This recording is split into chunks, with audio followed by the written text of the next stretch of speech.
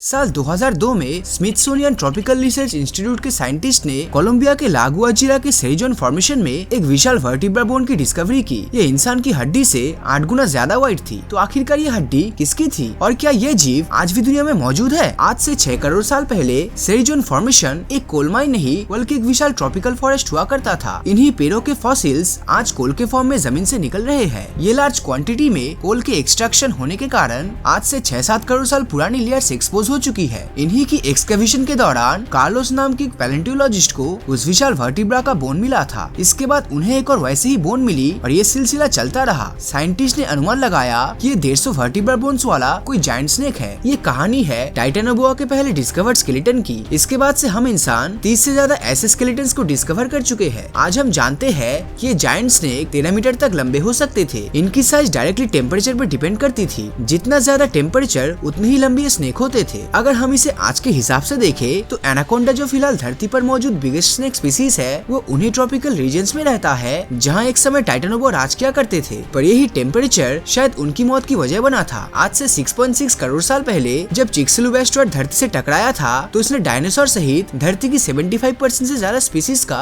अंत कर दिया था। साथ ही इसके कारण 4.5 trillion ton carbon dioxide atmosphere में रिलीज होती है। इससे धरती का एवरेज टेम्परेचर 25 डिग्री सेल्सियस तक पहुँच गया था। अगर इसे आज से कंपेयर करे तो ये सिर्फ 14.51 डिग्री सेल्सियस है। इससे धरती पर नंबर ऑफ स्पीसीज तेजी से बढ़ी और कई जायंट एनिमल्स देखने को मिली। ऐसा ही एक जायंट एनिमल टाइटेनोबोआ भी था। पूरे ट्रॉपिकल रीजन में टाइटेनोबोआ मेजर प्रेडिएटर्स के रूप में पाए जाते थे। पर इसके करीब 50 लाख साल बाद धरती का टेम्परेचर फिर से कम होने लगा। देखते देखते ये 12 डिग्री सेल्सियस पर पहुंच गया, जो कि टाइटेनोबोआ के एग्जिस्टेंस के लिए काफी कम था। शायद यही कारण रहे होंगे कि आज से करीब 5.8 करोड़ साल पहले टाइटेनोबोआ भी विलुप्त हो चुका था। साइंटिस्ट के अनुसार इंसान और टाइटेनोबोआ कभी भी धरती पर एक साथ नहीं रहे थे। पर अगर हम दुनिया भर के एंशिएंट टेक्स्ट पर नजर डालें तो यहाँ हमें जायंट सर्पेंट्स की कहानियाँ देखने को मिलती है जिनकी साइज टाइटेनोबोआ के बराबर था। ओल्ड टेस्टिमेंट में हमें लेवियाथन का एग्जाम्पल मिलता है जो एक विशाल सी सर्पेंट था। नॉर्स माइथोलॉजी में जोर्मुनगांड नाम के स्नेक की चर्चा है। कहते हैं कि इतना विशाल था कि अपने बॉडी से पूरी धरती को सराउंड कर सकता था। लेकिन ये तो सिर्फ एक इमेजिनेशन थी। पर उन सर्पेंट्स के बारे में आप क्या कहोगे जिनका मेंशन हमारे धर्मों में है? हिंदुइज्म, जैनिज्म और बुद्धिज्म में नागा नाम के सर्पेंट की स्टोरीज एग्जिस्ट करती है। ये जीव गुहाओं, नदियों और अंडरग्राउंड होल्स में रहा करता था। थाईलैंड के फालांग नेशनल पार्क में नाका नाम की एक केव है जहाँ एक विशाल स्नेक रॉक एग्जिस्ट करता है। इसका शेप काफी हद तक टाइटेनोबोआ की तरह ही है और पूरे रॉक पर स्केल्स बने हुए हैं। लोकल्स मानते हैं कि असली नागा है जो कि वोल्केनिक इरप्शन के कारण फॉसिल बन गया था। पर इन एंशिएंट लेजेंड्स के अलावा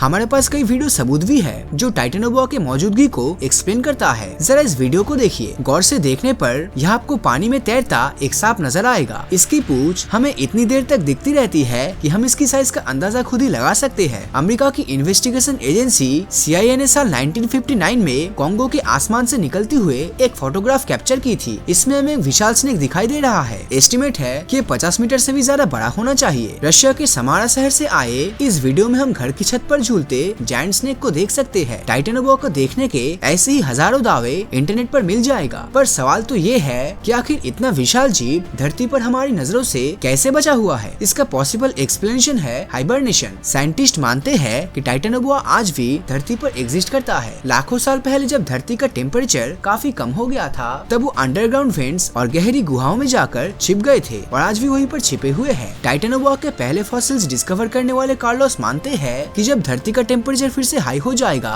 तब ये जीव एक बार फिर अपनी केव से निकलकर सरफेस पर घूमने लगेंगे। पर आखिरकार ये दिन कब आएगा? कार्लोस की माने तो इसके लिए हमें मिलियंस ऑफ ईयर्स का इंतजार करना पड़ेगा। पर जिस स्पीड से ग्लोबल वार्मिंग बढ़ रही है वो दिन दूर नहीं जब ये वापस लौटेंगे। लेकिन कुछ सोर्सेस ऐसे भी है जो इंडिकेट करता है कि टाइटेनोबोआ फिर से वापस आ चुका है। कुछ सालों पहले उत्तराखंड के एक फिशरमैन ने दावा किया था कि रामगंगा नदी से मछलियां रहस्यमय तरीके से गायब हो रही है। अब इसके पीछे अलग अलग रीजंस दिए जा सकते हैं। पर क्या पता, हो सकता है कि इसमें टाइटेनोबोआ का हाथ हो। हमारे देश भारत में कई ऐसी फुटेजेस सामने आ चुकी है जिनमें लोगों ने जायंट स्नेक्स देखने का दावा किया है। भारत का टेम्परेचर भी टाइटेनोबोआ के सर्वाइवल के लिए परफेक्ट है। तो सवाल उठता है कि अगर हम मान ले कि टाइटेनोबोआ एग्जिस्ट करता है तो क्या हमें उनसे डरने की जरूरत है? टाइटेनोबोआ मेनली मछलियां खाया करते थे पर उनके स्केलेटन्स की स्टडी से हमें पता चला है कि वो 450 किलोग्राम तक के जायंट टर्टल को भी खा लिया करते थे। मतलब अगर वो इंसान को खाने पर आ जाए तो उनका पेट भरने के लिए एक बार में 6-7 लोगों को अपनी जान गंवानी पड़ेगी। पर चाहे आप इसे किस्मत कहो या फिर बदकिस्मती, टाइटेनोबोआ के मौजूदगी को को जानने के लिए हमारे पास महज कुछ स्केलेटन्स ही है जो लाखों करोड़ साल पुराना है। रिसेंट ईयर्स में हमें जायंट स्नेक्स के जो फोटोज और वीडियोस देखने को मिला है उन्हें क्रेडिबल सोर्स नहीं कहा जा सकता। अब आप इसके बारे में क्या सोचते हैं कमेंट करके जरूर बताना। और अगर ये वीडियो आपको अच्छा लगा हो तो इस वीडियो को लाइक और अपने दोस्तों के साथ शेयर करना मत भूलना। और अगर अभी तक आपने हमारे चैनल को सब्सक्राइब नहीं किया है तो सब्सक्राइब करके नोटिफिकेशन बेल को ऑन कर दीजिए, क्योंकि मैं ऐसी वीडियोस हर हफ्ते लाता रहता हूँ। तो मिलता हूँ आपसे अगले वीडियो में, और हमेशा की तरह थैंक्स फॉर वॉचिंग।